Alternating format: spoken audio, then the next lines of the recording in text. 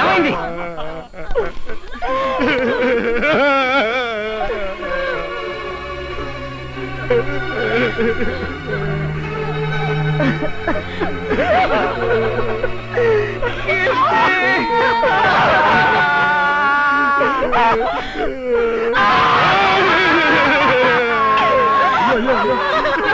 రాజా టోటల్గా ఏడుస్తున్నారు ఎందుకయ్యా?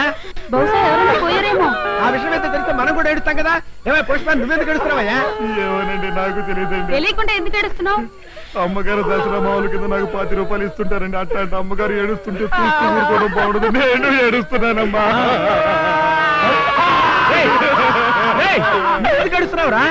ఎప్పుడు ఏడవని అమ్మగారు ఇలా ఏడుస్తూ ఉంటే సపోర్ట్ ఇవ్వకపోతే బాగుండదని నేను ఏడుస్తున్నానండి. రాజా నువ్వెందుకు ఏడుస్తున్నావో చెప్తే సాయంత్రం వరకు మేము ఇద్దరం ఖాళీ కూర్చుని ఏడుస్తాం కదా.